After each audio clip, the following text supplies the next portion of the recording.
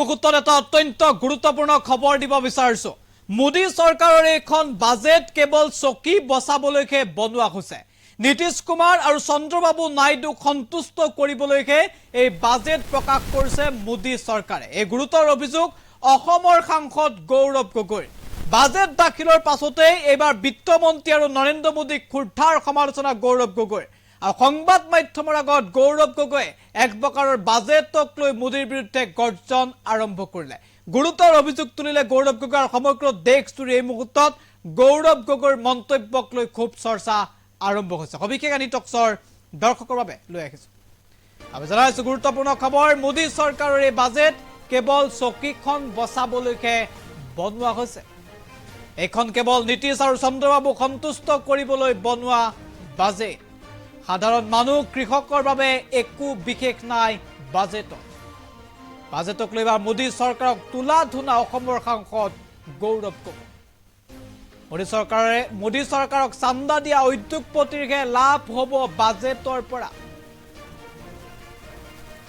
মোদী চৰকাৰৰ এই বাজেট কেৱল চকীখন বচাবলৈহে বনোৱা হৈছে বুলি মন্তব্য কৰিছে গৌৰৱ গগৈ। যিসকল উদ্যোগপতিয়ে চান্দা দিয়ে তেওঁলোকৰহে লাভ হ'ব বাজেটৰ পৰা, এই মন্তব্য গৌৰৱ গগৈ। পুনে পুনে गौरव गगৈर मंतव्य आगबढ़ाइছে। वित्त मंत्री का ये बजट बहुत ही निराशजनक था, क्योंकि ये पूरा बजट सरकार की कमजोरी और अस्थिरता का उदाहरण था। पूरा बजट मानो दो प्रदेशों को और दो विशेष राजनीतिक दल को तवज्जो दे रहा था, क्योंकि सरकार को कहीं ना कहीं अपनी कुर्सी बचानी है।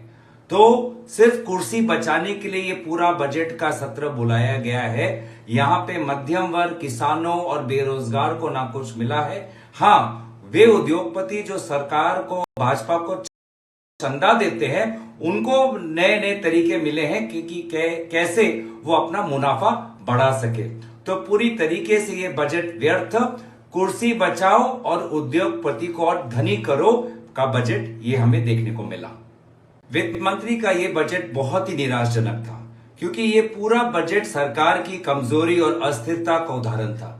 पूरा बजट मानो दो प्रदेशों को और दो विशेष राजनीतिक दल को तवज्जो दे रहा था, क्योंकि सरकार को कहीं ना कहीं अपनी कुर्सी बचानी है। तो सिर्फ कुर्सी बचाने के लिए ये पूरा बजट का सत्र बुलाया गया है। यहाँ पे मध्यम वर्ग, किसानों और बेरोजगार को ना कुछ मिला है। हाँ, वे उद्योगपति जो सरकार को, भाजपा को चंदा देते हैं, उनको नए नए तरीके मिले हैं कि कैसे वो अपना मुनाफा बढ़ा सके। तो पूरी तरीके से ये बजट व्यर्थ, कुर्सी बचाओ और उद्योगपति को और धनी करो का बजट ये हमें देखने को मिला। वित्त मंत्री का ये बजट बहुत ही निराशजनक था, क्योंकि ये पूरा बजट सरकार की कमजोरी और अस्थिरता का उदाहरण था।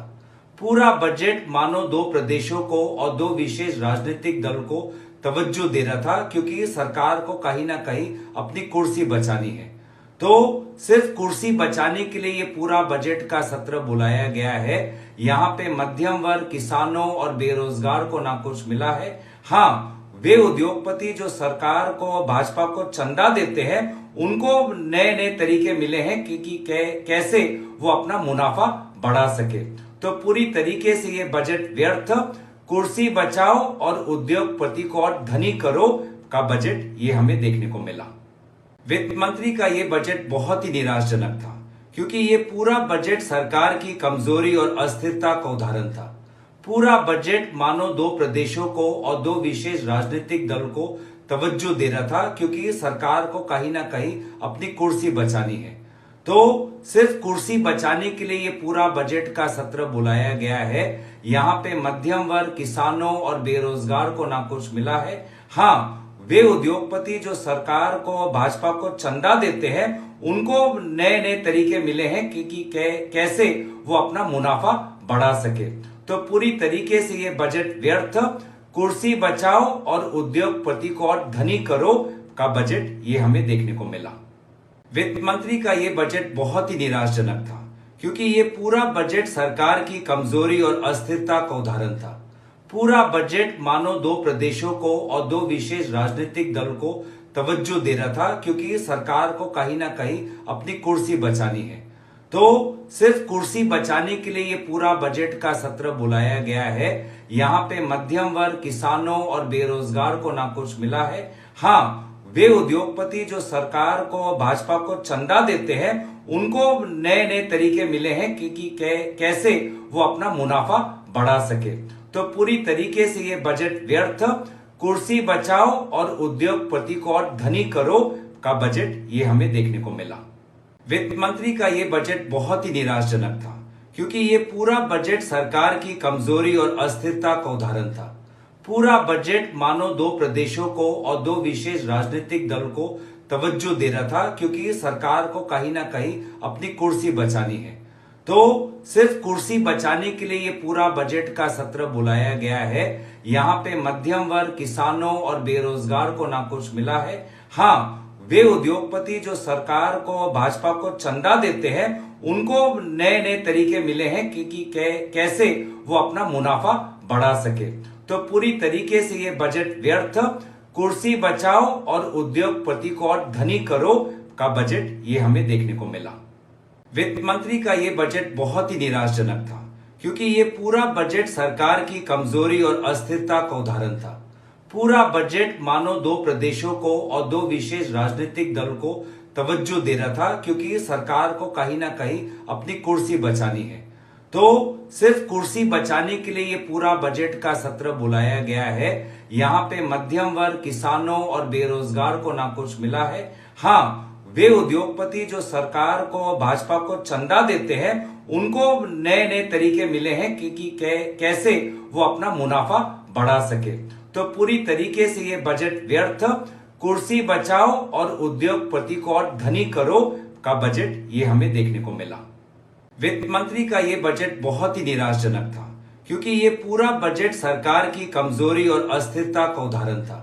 पूरा बजट मानो दो प्रदेशों को और दो विशेष राजनीतिक दल को तवज्जो दे रहा था, क्योंकि सरकार को कहीं ना कहीं अपनी कुर्सी बचानी है। तो सिर्फ कुर्सी बचाने के लिए ये पूरा बजट का सत्र बुलाया गया है। यहाँ पे मध्यम वर्ग, किसानों और बेरोजगार को ना कुछ मिला है। हाँ, वे उद्योगपति जो सरकार को, भाजपा को चंदा देते हैं, उनको नए नए तरीके मिले हैं कि कैसे वो अपना मुनाफा बढ़ा सके। तो पूरी तरीके से ये बजट व्यर्थ, कुर्सी बचाओ और उद्योगपति को और धनी करो का बजट ये हमें देखने को मिला।